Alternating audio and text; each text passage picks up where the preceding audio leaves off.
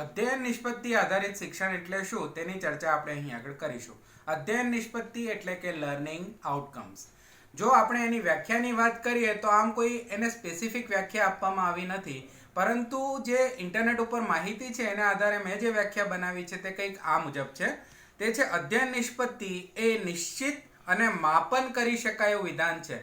જો આપણે અધ્યયન નિષ્પત્તિ લખવી હોય તો આપણે કેવી રીતે લખીએ કે કોઈ એક વાસ્તવિક સંખ્યા વિશે વાત કરતા હોઈએ તો વાસ્તવિક સંખ્યામાં આપણે લખીએ કે વિદ્યાર્થી પ્રાકૃતિક સંખ્યા, પૂર્ણ સંખ્યા અને પૂર્ણાંક સંખ્યા વિશે જાણે છે.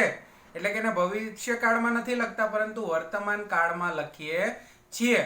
તો આ જે છે એ એક એવું વિધાન છે કે જે નિશ્ચિત છે અને તેને માપી શકાય. લર્નિંગ આઉટકમ્સ એટલે અધ્યયન નિષ્પત્તિને આપણે એસેસમેન્ટ દ્વારા, રૂબ્રિક્સ દ્વારા, એટલે કે અલગ અલગ પદ્ધતિ જે આપણે ચકાસવાની પદ્ધતિ છે, મૂલ્યાંકન પદ્ધતિઓ છે, એના દ્વારા આપણે એને માપી શકીએ. એટલે કે અધ્યયન નિષ્પત્તિ નિશ્ચિત અને માપન કરી શકાય એવું વિધાન છે જેમાં વિદ્યાર્થીઓ વિષય વસ્તુ, વિષય કે અભ્યાસક્રમ, હવે આ બહુ બ્રોડ છે. જો અધ્યયન નિષ્પત્તિની વાત કરીએ તો અધ્યયન નિષ્પત્તિ આખા ધોરણ દરમિયાન મેળવેલી અધ્યયન નિષ્પત્તિ પણ હોઈ શકે છે. આ ઉપરાંત આખો એક કોર્સ પૂરો થાય છે ત્યારે મેળવેલી અધ્યયન નિષ્પત્તિ પણ હોઈ શકે છે. એક પ્રકરણ પતે ત્યારની પણ અધ્યયન નિષ્પત્તિ હોઈ શકે છે. અને એક ટોપિક પતે એટલે કે વિષય વસ્તુ પતે ત્યારની પણ અધ્યયન નિષ્પત્તિ હોય. એટલા માટે મેં આ રીતે એને લીધું છે. અધ્યયન નિષ્પત્તિ એ નિશ્ચિત અને માપન કરી શકાય એવું વિધાન છે જેમાં વિદ્યાર્થીઓ વિષય વસ્તુ, વિષય કે અભ્યાસક્રમને અંતે જ્ઞાન એટલે કે નોલેજ, કૌશલ્ય એટલે કે સ્કિલ, એટીટ્યુડ એટલે કે વલણ અને વેલ્યુઝ એટલે કે મૂલ્યો ના સંયોજન દ્વારા તેને સિદ્ધ કરે છે અને રોજિંદા જીવનમાં તેનો ઉપયોગ કરે છે. આ વ્યાખ્યા હું ફરીથી વાંચું છું. અધ્યયન નિષ્પત્તિ એ નિશ્ચિત અને માપન કરી શકાય એવું વિધાન છે જેમાં વિદ્યાર્થીઓ વિષય વસ્તુ, વિષય કે અભ્યાસક્રમ ને અંતે જ્ઞાન, કૌશલ્ય, વલણ, મૂલ્યો ના સંયોજન દ્વારા તેને સિદ્ધ કરે છે અને રોજિંદા જીવનમાં તેનો ઉપયોગ કરે છે. આ એક મારી વ્યાખ્યા છે. મારા દ્વારા મેં જે અલગ અલગ કન્ટેન્ટ વાંચ્યા છે એના આધારે જે તારવેલી વ્યાખ્યા છે તે આ પ્રકારની છે.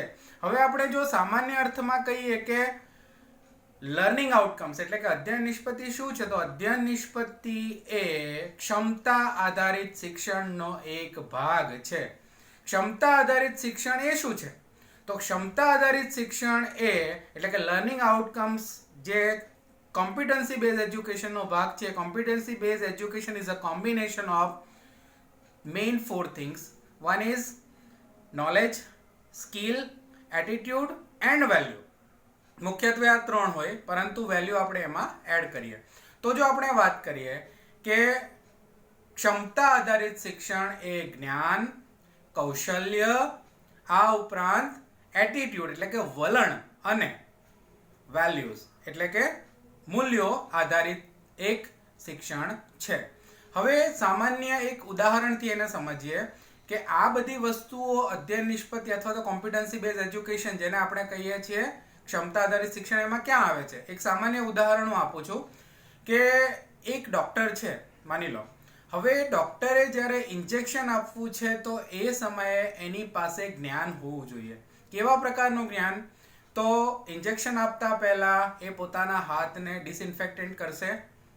ત્યારબાદ એ જે ઇન્જેક્શન છે એ આખું ડિસ્પોઝેબલ છે એ રીતનું ઇન્જેક્શન લેશે, ડિસ્પોઝેબલ ઇન્જેક્શન લેશે.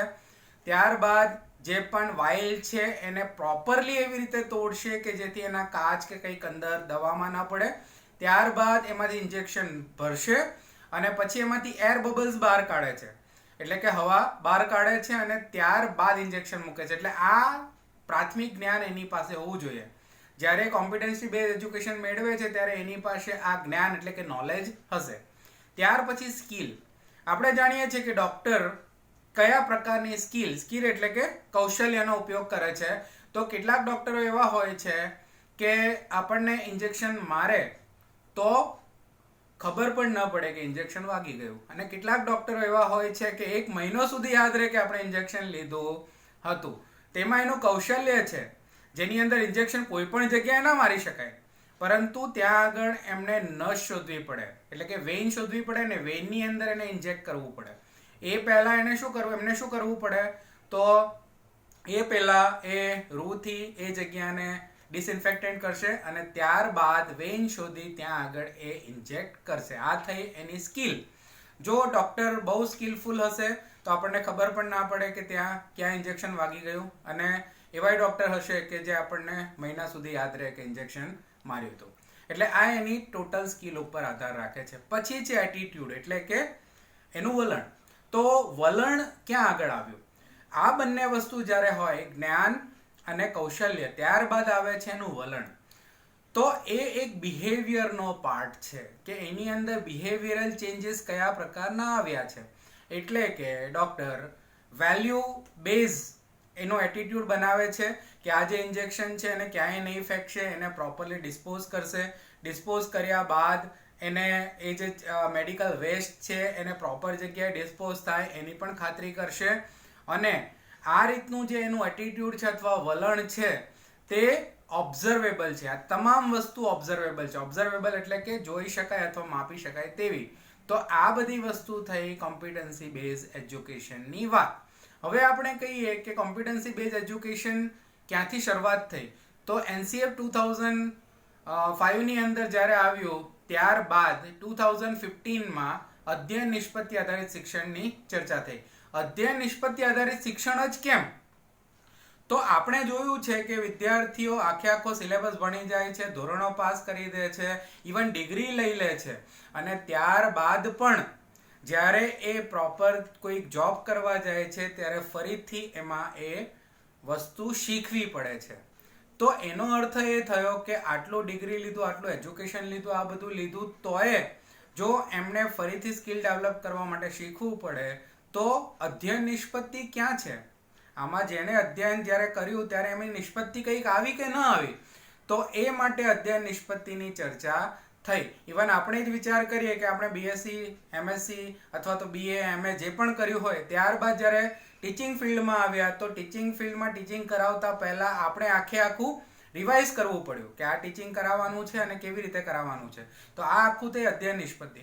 હવે સામાન્ય અર્થમાં કહું કે અધ્યયન નિષ્પત્તિ એટલે શું, તો મારા અર્થમાં હું કહું કે LO થી LO ની વચ્ચે આખી શિક્ષણ પ્રક્રિયા આવી જાય છે. LO એટલે કે લર્નિંગ ઓબ્જેક્ટિવથી સ્ટાર્ટ થઈને લર્નિંગ આઉટકમ સુધી પહોંચીએ ત્યાં આખી શિક્ષણ વ્યવસ્થા આવી જાય છે. એની વચ્ચે શું આવશે, તો લર્નિંગ ઓબ્જેક્ટિવ આપણે બનાવ્યા. લર્નિંગ ઓબ્જેક્ટિવ બેઝ ઉપર આપણે NCFની રચના કરી, એટલે નેશનલ કરિક્યુલમ ફ્રેમવર્કની રચના કરી. નેશનલ કરિક્યુલમ ફ્રેમવર્કને આધારે સિલેબસ બન્યો. સિલેબસને આધારે ટેક્સ્ટ બુક બની. ટેક્સ્ટ બુક શીખવવા માટે, વિદ્યાર્થીઓ સુધી પહોંચવા માટે અલગ અલગ પદ્ધતિનો શિક્ષકો ઉપયોગ કરે છે. અને આ બધું કર્યા બાદ બાળકમાં આ જે 3 ચેન્જીસ આવવા જોઈએ, નોલેજ, એટીટ્યુડ અને સ્કિલ, જે ચેન્જીસ આવે અને એ જે બહાર નીકળે છે એને આપણે કહીએ અધ્યયન નિષ્પત્તિ. તો આ થઈ આપણી અધ્યયન નિષ્પત્તિ. અધ્યયન નિષ્પત્તિની ચર્ચા થઈ 2015ની અંદર.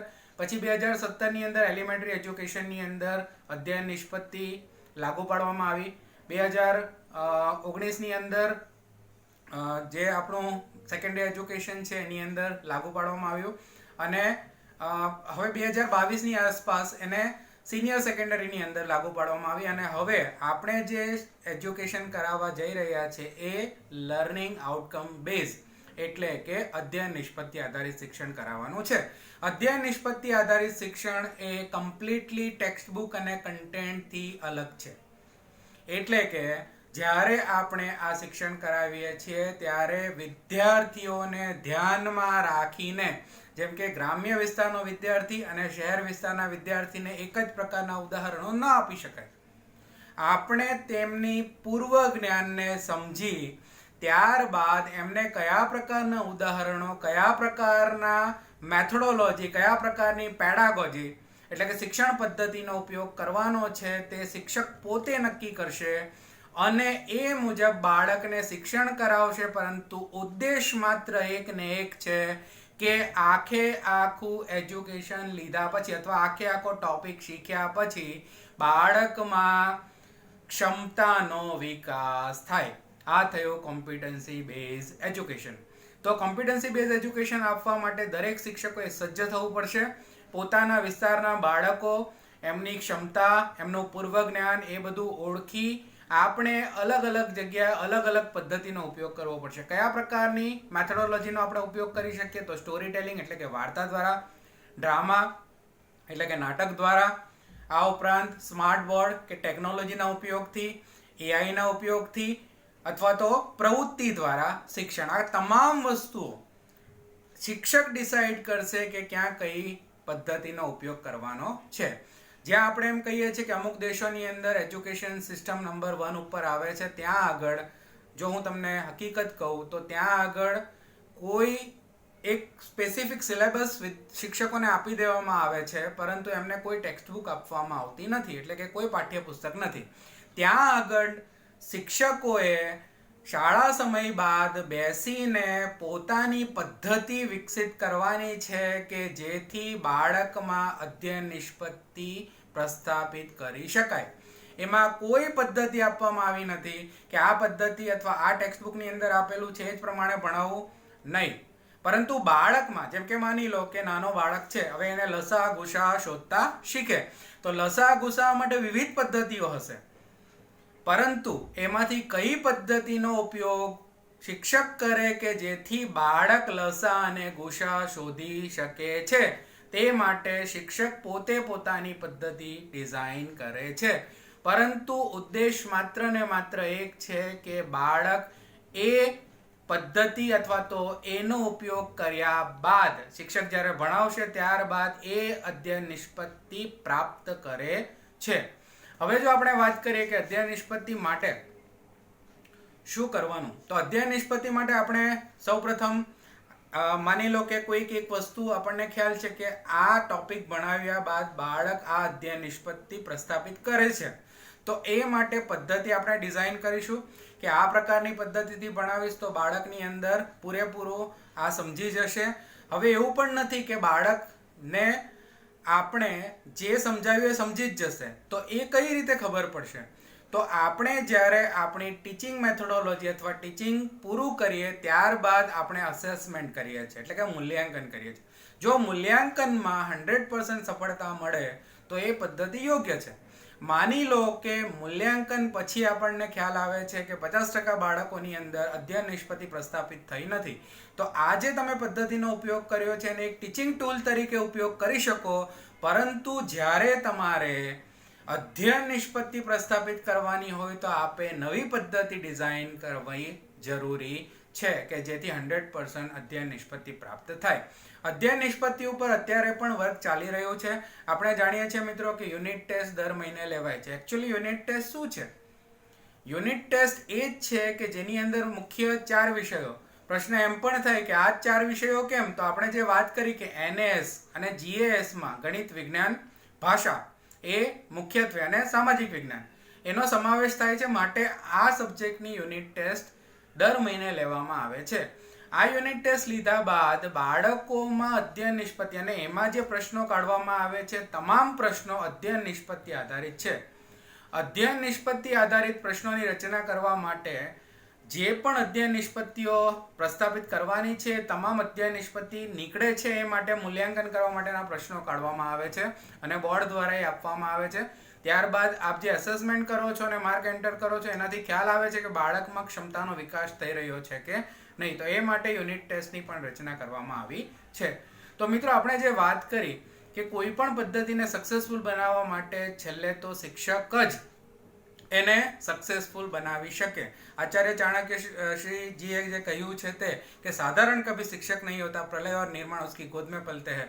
તો આ નિર્માણ કરવા માટે NEP 2020 ને સક્સેસફુલ બનાવવા માટે અધ્યયન નિષ્પત્તિ આધારિત શિક્ષણ, કોમ્પિટન્સી બેઝ એજ્યુકેશન, ક્ષમતા આધારિત શિક્ષણ કરાવવા માટે આપણે સૌ શિક્ષકોએ સાથે મળીને બાળકોને ધ્યાનમાં રાખીને કયા પ્રકારની પદ્ધતિથી એમને ભણાવીએ તો અધ્યયન નિષ્પત્તિ સાકાર કરી શકાય તેનું ધ્યાન રાખીને આપણે જો એજ્યુકેશન આપીશું તો 100% આપણે સક્સેસફુલ થઈશું. Thank you so much.